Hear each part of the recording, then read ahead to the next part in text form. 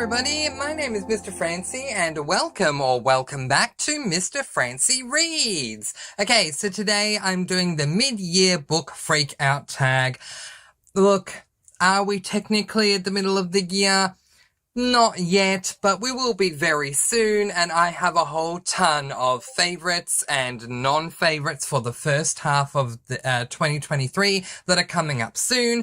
So I thought, why not do this one now, and then I can have all of their favourites and non-favourites starting from next week. So yeah, lots to discuss. I hope you're all looking forward to it. I love discussing my favourites and non-favourites for the first half of the year. And I think that this book tag will assist me to talk about things that may not come up in those favourites or non-favourites for the first half of the year. So let's begin.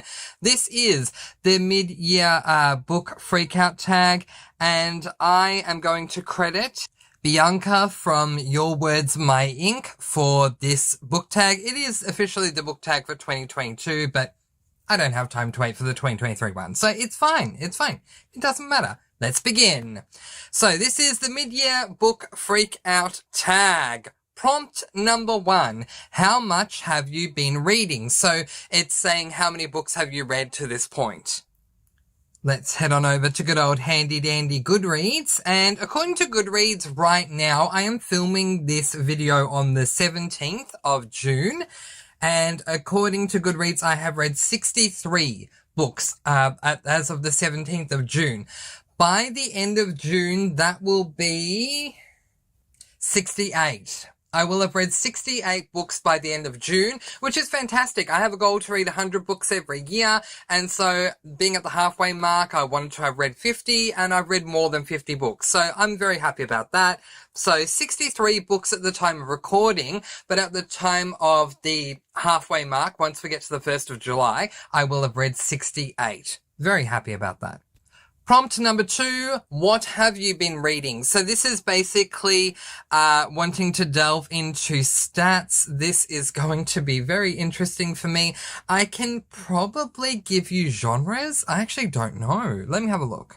Okay, so it seems I haven't updated my stats, so I'm just going to tell you what my stats are saying at the moment, but this is not updated. I think this might be updated to the end of April, but anyway, what I had at that point was 5 middle grades, 17 YA and 23 adult books, comprising of 12 cozy mysteries, 6 fantasies, 5 contemporaries, 4 LGBTIQ+, 3 memoirs, 3 classics, 3 horrors, 3 romances, 2 paranormals, 2 mysteries, and 1 thriller. So I was looking to continue, I was looking to start the tally marker for dystopians, which I have now. This month I have read Uglies at the time of filming, and I'm actually currently reading Matched by Ali Condi. So, I'm currently reading my second dystopian, and I've also read,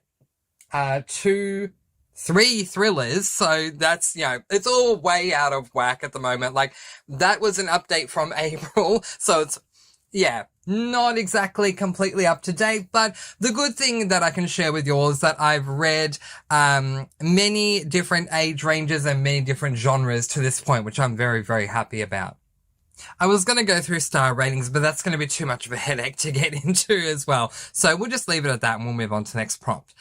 Okay, so prompt number 3, best book you've read so far. Really? Really? Okay, I'm not ready for that. I'll confess that. I'm not ready to announce the best book I've read so far. I will announce my top 10 books for 2023 in my favourite books for the first half of the year video, so I'll save that one for then. The next prompt is best sequel you've read so far. I'm just going to give you the first 2 that come to mind. These may come up in my favourites and non-favourites as well, but these are just ones that come to mind for me right away, which are Here's to Us by Adam Silvera and Becky Albertelli, and How to Elude a Vampire by Alice Winters. So both of these were great sequels. The original books in both series were fantastic, but book number 2 I enjoyed even more in both of them. So there you go. Prompt number 5, a new release you haven't read yet but want to. Blueberry Blunder by Amanda Flower is a new release that came out this year that I want to read that I haven't gotten to yet. Another one is Lament at Loon Landing by Josh Lanyon. The physical book had been delayed since October in 2022. It finally came out this month in June of 2023. I mean, it took forever, but yeah, I'll be reading both of those next month. I have Lament at Loon Landing. Oh my gosh, that was such an amazing day for me when it finally arrived. And I have pre-ordered, which I've only ever pre-ordered a book once in my whole life, but I did pre-order Blueberry Blunder because I'm that excited to get to the next Amish Candy Shop book. Prompt number 5, most anticipated release for the second half of the year. Yeah, I have no idea, honestly, what else is coming out this year. I imagine the next book in the Poppy McAllister mystery series. I'll just find out what that is. Yep, here we go. Mischief Nights Are Murder, which is book number 8 in the Poppy McAllister mystery series.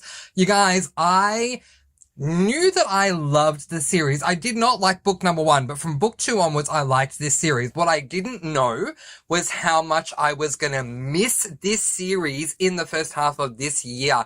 It is a bed and breakfast cozy mystery series, and it is so amazing. I miss hanging out with Poppy McAllister so much that seriously, I cannot wait to get on to Mischief Nights Are Murder. It's just surprising for me because I knew that I would eagerly anticipate Blueberry Blunder by Amanda Flower. I knew that I would eagerly anticipate Lament at Loon Landing by Josh Lanyon. I did not know that 6 months later, I would be very eagerly anticipating Mischief Nights Are Murder and very much missing being a part of Poppy McAllister's world. But there you go. It has had that much staying power for me. Prompt number 8, a book that's out of your comfort zone. Oh. Wow. I don't know what's out of my comfort zone. I mean, I don't read Westerns. That's just my thing. You know, to each their own. It's just not my genre. But everything else I do read or at least give a go to. So I'm going to have a look and see what I have. Okay, what I'm going to do is I'm going to put up 2 books side by side. How to Elude a Vampire by Alice Winter, as well as Ruthless Fae by Caroline Peckham and Susan Valenti. Okay, what these 2 books have in common is something that was out of my comfort zone, but no longer is, which is spicy books. So, yeah. There's another S word that we use in my country to explain these books, but I love that you all have coined the term spicy because it's so much more fun. For those of you who don't know what a spicy book is, a spicy book is a book that will depict graphic details set inside a bedroom. Okay, so the spiciness level comes down to how graphic those bedroom scenes are. And it doesn't matter if it is male, female, male, male, female, female. If there's some sort of graphicness going on in a bedroom, it is deemed to be a spicy read. I would give goodness me, Zodiac Academy series, so we're representing that with Ruthless Fae. I would give that series a level 4 spice rating, and I would give How to Elude a Vampire is from the Vampire Related Crimes series, which is male spicy. I would give that an overwhelming 5. Level of spice rating. But yeah, these spicy books used to be books that I didn't like, and so when I would get to points in a book that would determine for me that it was a spicy read, it would creep up on me unexpectedly because I go into books blind, and it wasn't necessarily that it made me uncomfortable, although to begin with it did, but what it did do for me in the past was I found that these scenes that would occur in the bedroom would detract from the main plot of the story, and that would annoy me to the point with certain books that I would actually fast forward through those scenes because I just want to get back to the main plot. I'm a lot more comfortable with those scenes now. I've matured a lot as I've gone along, and I enjoy these scenes now, and I I appreciate them as being a part of the plot as a whole. So there you go. I have no idea what prompt number we're up to, but anyway, the next prompt is biggest surprise. Biggest surprise? Oh, golly. That's a very good question. I need a moment. You know what, let's spin this negatively, because I haven't done a negative prompt yet. So, okay, biggest surprise for me would be, oh gosh, I can't even remember what the heck the book is called. Furthermore, by Tahara Mofi. Okay, so this is a middle grade, fantasy, I think. I don't even remember, but I know it's a middle grade book. Anyway, I had been eagerly anticipating this book for 3 years, and it let me down so much that I DNF'd the book. The funny thing is, let's put this book alongside that book, Witchwood by Tahara Mafi. So, Furthermore is book 1, Witchwood is book 2 in this duology that I was eagerly anticipating.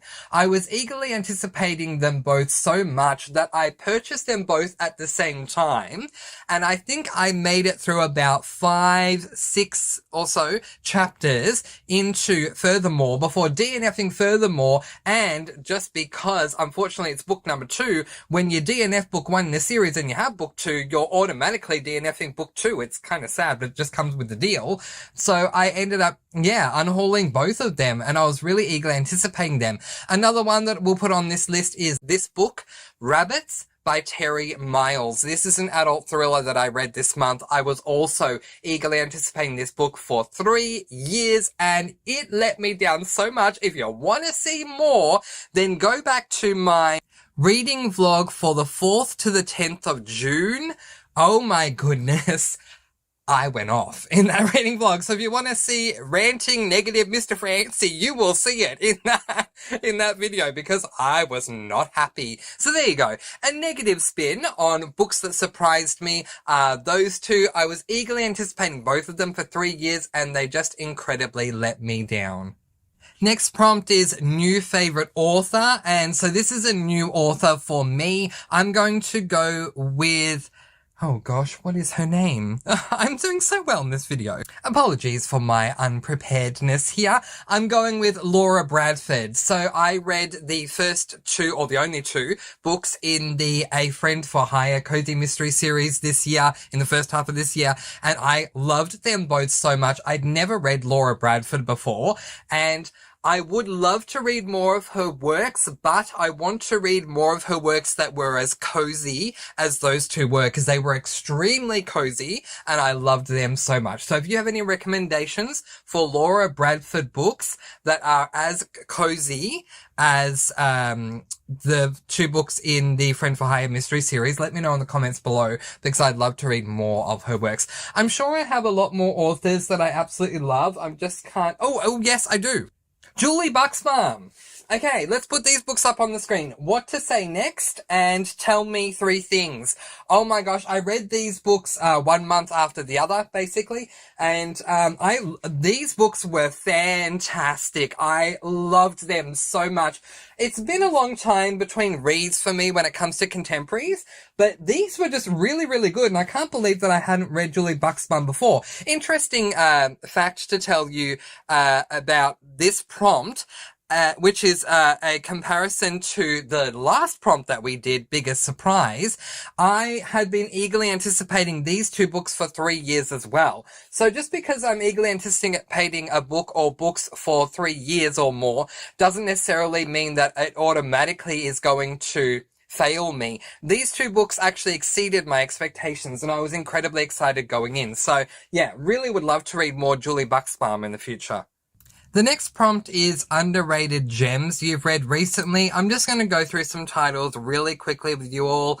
How It All Blew Up by Arvan Ahmadi. This is an adult male contemporary romance regarding our protagonist who is gay and Muslim. And this is something that I wanted to see represented in fiction and was really happy to get the opportunity to read it. I highly recommend it if you want to see something like that playing out in fiction, because Arvan Ahmadi did a really good job. Asbo by Ian Rob Wright is a horror to the umpteenth degree, which is what I wanted. I want horror books to gross me out, freak me out, creep me out, force me to leave the light on, convince me I'm going to have a nightmare. Asbo did that. I got to a certain point reading Asbo thinking, oh my gosh, that's a lot for a book. And then I remembered, oh yeah, it's a horror. It's meant to be a lot for a book. So yeah, great job. If you want an amazing horror that absolutely is unquestionably a horror, I recommend Asbo. And Ian Rob Wright as a whole, as an author, is underrated. Behind the Voice by Anthony Kalia. This is Anthony's first memoir that he's released.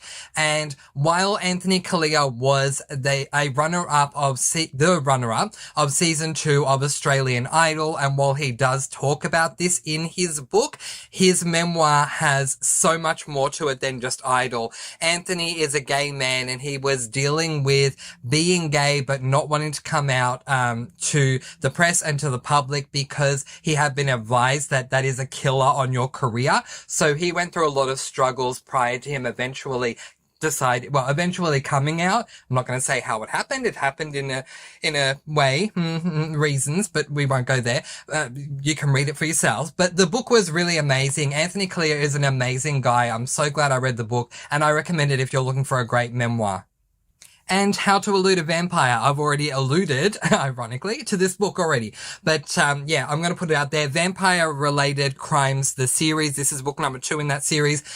Certainly is a very underrated series. I loved book 1. I loved book 2. If you love your cozy mysteries, imagine reading a cozy mystery that has some spicy moments that are incredibly spicy. And it's a male. So adult male cozy mystery with level 5 spice.